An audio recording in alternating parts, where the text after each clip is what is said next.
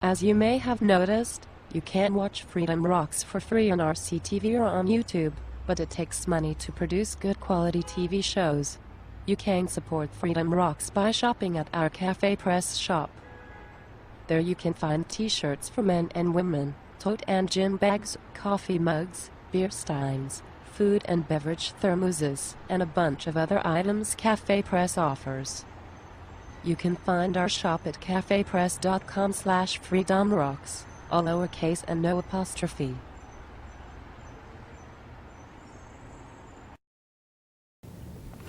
Welcome to Freedom Rocks. My name is Mark Glogowski. This show is produced by Max Kessler, the executive producer and director. We're here today with Tim Dean. We'd like to talk to Tim about his upcoming candidacy. He's running for the 25th Congressional District position. Tim, welcome, Tim. Thanks, Mark. Thanks for having me.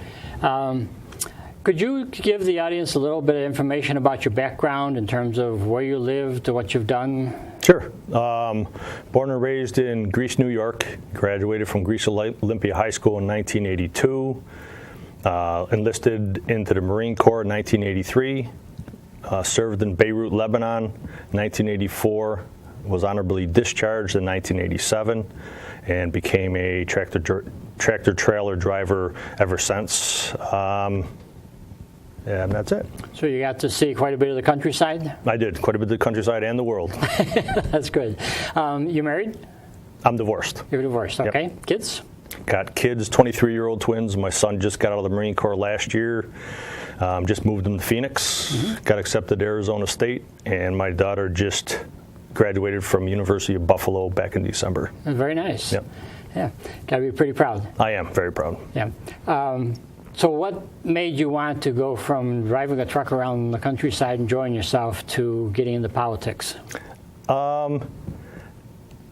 I was just very frustrated and irritated at where our country was going. And I hear a lot of people complaining and trying to make bones about what the government is or isn't doing. And so you have this political gap between what you think should be and what you're actually observing? Absolutely. Could you give us one example of what you consider is absolutely wrong? Absolutely wrong with our government? Yeah. Sure. They're trying to trample on the Constitution. And that's huge for me because I took an oath in 1983 to uphold, preserve, and defend the Constitution. Well, that's one of my favorite topics. Great. We could spend the whole session on that. We could spend a year on it. Yes. Probably, I'm sure. But rather than do that, I'd like to maybe get a little bit of insight in terms of some of your views. Obviously, education, from our previous conversation, education is an issue that you would like to discuss. What do you think is going wrong with our educational system? Our education system seems to be, I wouldn't say failing per se, but it seems like our education rates seem to be going down, and people constantly want to say, let's invest in education, but yet the price of education keeps going up, the cost per child, but yet our graduation rates and our dropout rates seem to be really bad. Yeah, it does seem to be bad. I mean, in the city of Rochester, they bottomed out. It is. It's horrible. Yeah. And I guess Buffalo is not that much better. So the state is, if this is typical of the state has real problems with education. Absolutely. What do you think is the major problem that why the kids aren't being educated properly and being able to take these tests and passing them? Well, I've heard from quite a few school teachers. I mean, I graduated with a couple school teachers that are principals in high schools now, and they claim that a big issue is there's too many students per class, so there's less one-on-one or even 2 or 3-on-1 to a teacher. So that many people in the classroom really ain't getting specific information from their teacher? I don't know. I kind of have to challenge that because when I grew up, there were 61 students in my grade school class in 2 classes. That left over 30 people per class. We didn't have any trouble getting educated. So why is it that one teacher back then could handle 30 people where one person now can't handle 15? Well, I agree with that. I agree with that because when I was in school, we had a lot of kids per class too, more than they have now. But there's a lot more single parent homes, single mother parent homes, and some kids aren't as disciplined or fearing of maybe the teachers. I mean, back in our day, the teachers could discipline you, and they can't even touch you now. That's true. And the parents, some kids just aren't afraid of the discipline of the parents. Well, I heard a story of one child and 3 adults in the school, and the 3 adults couldn't handle the one child. So do we need 4 adults per child to teach them? If 3 adults can't handle them? No, you need to send them home. Well, then, basically what you're doing is you're just pushing the problem back to something else. Maybe would it be feasible to restructure the teachers rather than restructure the classroom so that the teachers have more authority? If the parents don't have the authority in the school and the teachers don't have the authority in the school, who does? Well, the ultimate authority for a child should be the parents. Should be the parent. Yep. But the parents delegate that authority to the school when they turn the custody of the child over to the school and go off to work. The school has the responsibility in the custody. So shouldn't they step up to that responsibility? Yeah, but the school has responsibility of teaching. They don't have responsibility of disciplining. So the teachers are there. That's part of the same thing, isn't it? No, it's not. What's the difference? Disciplining I'm talking about is taking care of it, telling them what they're doing wrong, and corporal punishment was big back in my day, and teachers aren't allowed to do that. So teaching a kid is mathematics, history, science, and what their curriculum needs to be taught. Right. The teachers aren't there to teach the kids how to be disciplined and how to grow up. Okay, but there's this concept out there that the mind actually has 2 parts. There's the educational part and there's the emotional part.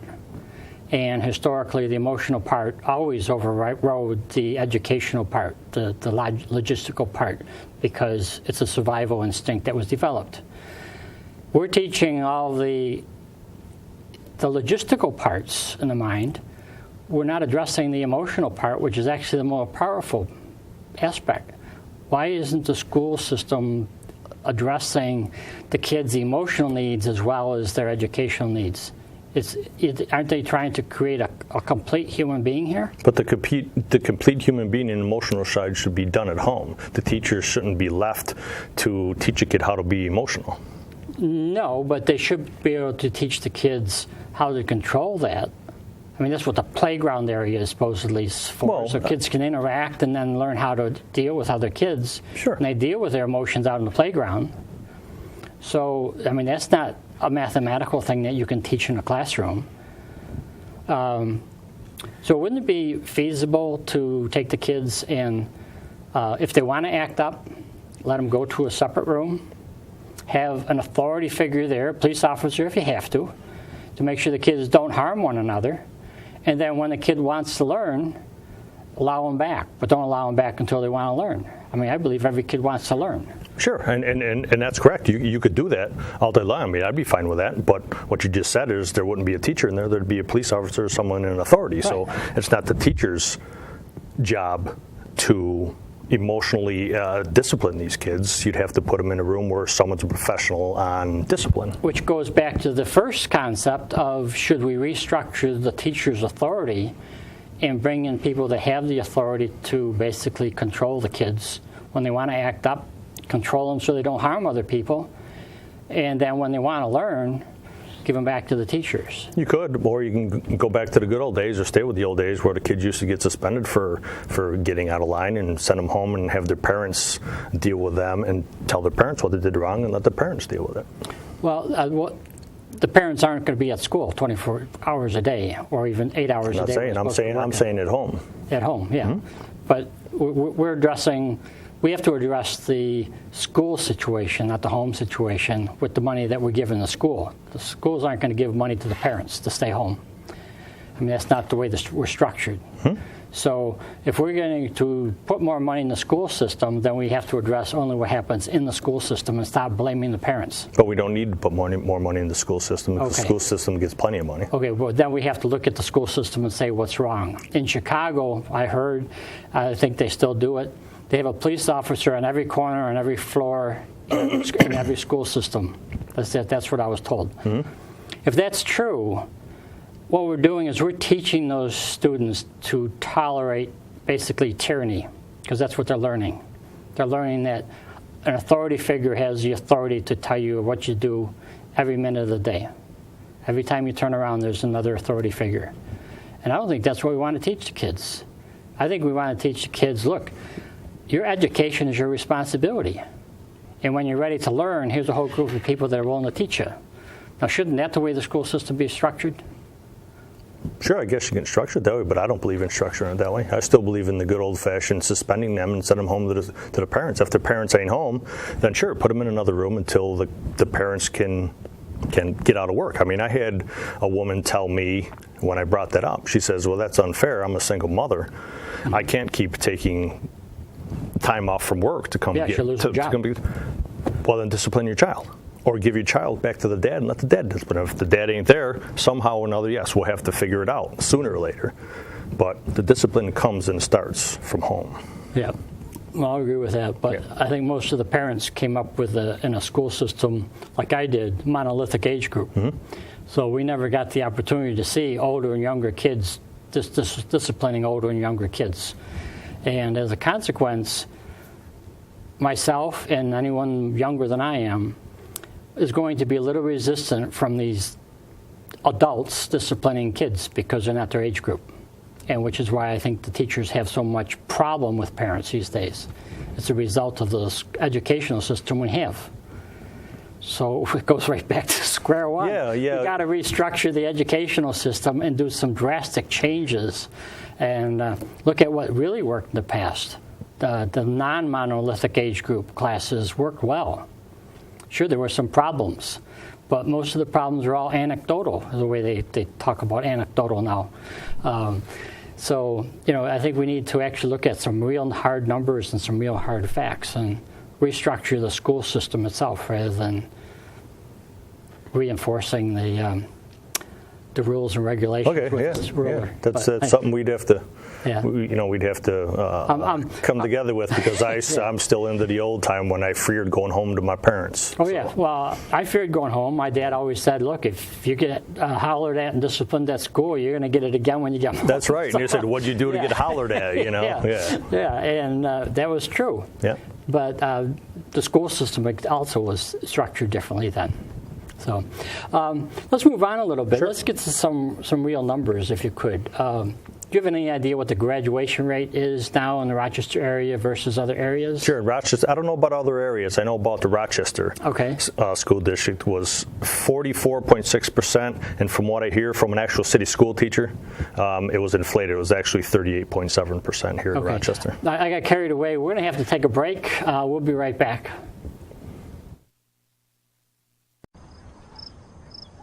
Did you know Freedom Rocks has swag? You can help stimulate the economy and show how much you like Freedom Rocks at the same time. We've got t-shirts for men and women. We've got coffee mugs and beer steins. We've got food and beverage thermoses. You can get your own Freedom Rocks swag with the show logo, as seen in the opening title of the show, right here at our Cafe Press shop. That's cafepress.com/freedomrocks. Okay, now I think we're back. Okay, Tim, we were talking about the graduation rates in Rochester, and Could you extrapolate a little bit in terms of whether you feel that with those rates we're getting our money's worth, or where you would like to see money spent? No, absolutely. We're not getting our money's worth. I mean, it's obvious that a graduation rate, uninflated was 38.7% in the city school district. So the average starting city school district salary for a teacher was, I believe, $48,300. Their budget was expanded by $6.2 million this year. And at least it went to hiring more teachers like other school districts. Their budgets were increased, again, by $6.2 million, but their budgets went to teacher salaries and retirement benefits. Okay, how about in the town of Greece? It's a rather large school district. Town of Greece, I went to their school board meeting personally myself, and their budget was increased by $6.2 million. 72% of that $6.2 million went to teachers' salaries, benefits, and medical benefits. Teachers' salaries and teachers' benefits. Retirement benefits and medical benefits. And medical benefits. So how do the students benefit from that? They don't. Oh. Okay. That seems like it's a continuing problem. It is. Absolutely. And money, I read in the paper way back about 4 or 5 years ago, money in the school district is not the issue. They have enough money. That's what the article said. And that's what I think even the teachers union said, they have enough money. It's really a different problem. Absolutely. So, yeah, we're going to be coming up onto another break, and before we get into that, I'd just like to mention that I'd like to talk to you a little bit about the veterans when we come back. Sounds good. Okay? All right, we're going to take a break, and we'll be right back. Did you know high-quality versions of all episodes of Freedom Rocks are available on DVD? Each DVD contains 3 episodes for just $15. We also have specials that aren't on RCTV or YouTube. You can find links to all of our DVDs on the Freedom Rocks website, freedomrocks.cybermansoftware.com.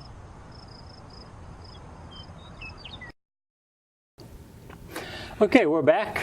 I'd just like to remind the audience that this is a community access production, and as such, we do not get Nielsen ratings.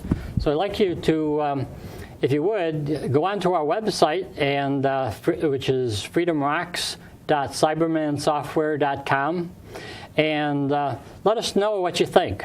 We'd be very interested in hearing from you. We're talking today with Tim Dean. Tim Dean is an independent candidate for the 25th Assembly or 25th Congressional District here in Rochester.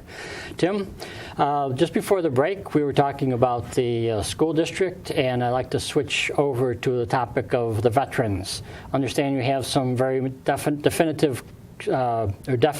concerns about how the veterans are being treated. I do. And maybe some suggestions. Veterans coming home now, it's a known fact that there's a serious backlog on veterans receiving their disability benefits and just to get in to have medical coverage. There's 600,000 plus veterans just waiting, sometimes 14 to 16 months, just to hear if they were approved or denied. They're talking about putting more money into the VA, into the veterans programs. I wish they would, but there's also a known fact that the implementers, or the people who work in the VA, are getting bonuses for the number of veterans they put into the program. So you would think there would be no problem, because the more they put in, the bigger the bonus, right? Absolutely. But instead of giving them a bonus, why don't we take that bonus money and hire more doctors and people in the VA to help with the veterans backlog? Now, what's the backlog created from? Paperwork, or is it created because there's not enough doctors to take care of the veterans? I would say, I'm not really positive on that answer. I'll find out. But I'm pretty sure it's because there's just not enough people to handle it, considering the 2 wars. Handle the paperwork? Handle the paperwork, handle everything that's going on with veterans trying to get in, yes. Well, it seems like our military know who's going to become a veteran. Why can't the military process the veterans' papers as they're making them veterans so that all they have to do is go to the facility? I mean, it seems like that's a logical step. Well, you can't really do that because there's a lot of people who think that they're going to get out and going to honorably discharged, and they decide to re-enlist. Okay. And there's a lot of people that don't want VA help or don't have a disability, because the majority of the backlog are disabled veterans, whether it's PTSD, loss of limb, or some kind of physical injury. So if you're perfectly healthy, you're not entitled to the veteran services? Sure, yeah. You're entitled to get veterans medical, but you have to make a certain amount. You have to make less than a certain amount of money to get VA medical. Well, wow. That's what happened to me. Yeah. Yeah. I got laid off and lost my medical insurance and went to the VA, and I made just a little bit too much money to be approved for VA medical benefits. That seems like almost an impossible situation for the veterans. It does. It does. It's really impossible, and I wish people would pay more attention to veterans, because there's a lot of companies that are looking to hire veterans when they get out, but there's way too much concentration on other things than the actual people who are fighting and defending our country, and we really need to pay more attention to that. It would seem like if, regardless of your financial condition or your health condition, if you're a veteran, you're a veteran. If there's benefits for veterans, they should be across the board regardless. And if you have more than enough money to take care of yourself at a regular facility, you probably will do that because of the inconvenience of just getting to the veterans facility.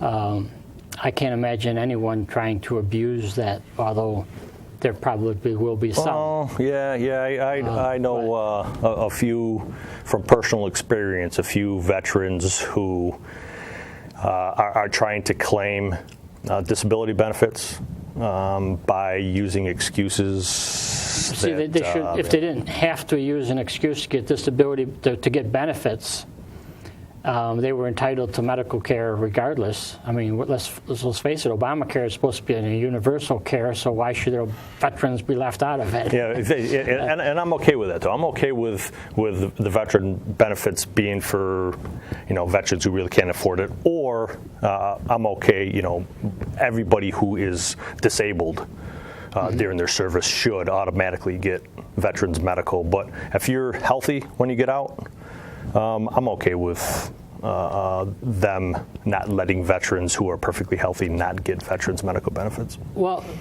a lot of people are going to appear healthy, but I've never been in the military. I mean, I went to go in and I got myself a one-wide disability. So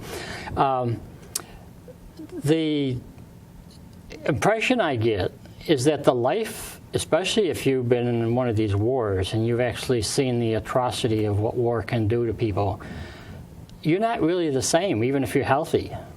I mean, they shouldn't deny a veteran of any type from getting treated at a veteran facility. I mean, they basically specialize in that type of emotional and physical trauma, and it's different than the experience that I had my entire life. I would think that there should be no restriction on a veteran. If it's a military-related issue, sure, they should give it to them. But how do you know that when the issue isn't health, physical health, it's a mental thing? Well, you'll know, because the majority of the people like myself, who I served in combat in Beirut, Lebanon, and I had some issues dealing with it when I first got out, but I dealt with it, and I'm fine. Right. And you'll know who really has issues from combat-related before or after issues. people suffer, though. What do you mean? I mean, some people that are emotionally disturbed because of what they've experienced don't really show those symptoms until they get into a situation that is foreign to what their experience is, and their responses have to be different than they were in the military. And the consequence is the civilians end up suffering because of the training that the person has. And what do you mean the civilians end up suffering? Well, their families, their friends, they go to a bar, and the result is the guy is just something might have triggered a response that he maybe a relapse or something, and next thing you know, the guy's emotional, nobody can control him. And he doesn't respond properly to normal situations, and that does happen. I don't think you should have to qualify for veterans assistance if you want it. Whether you need it or not, or whether you can afford it or not, you're a veteran. You're entitled to it. It's you may feel like there's some people who are going to take advantage.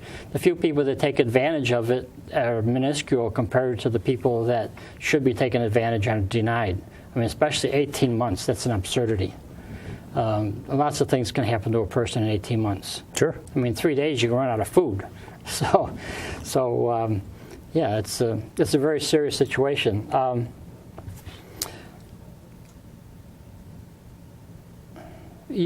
There's I know there's a push, or maybe not even be a new law to compensate employers if they hire a veteran. Are you in agreement with that? Absolutely. How much additional compensation should they get? Oh, I don't know about cost. I agree that they should hire veterans. I think it's awesome. I think they talk about different types of people being hired at jobs and for what reasons they're hired, whether it's skin color, age, physical, whatever. But we're going to have to take and wrap this up because we're running out of time, unfortunately. I wasn't paying attention. That's okay.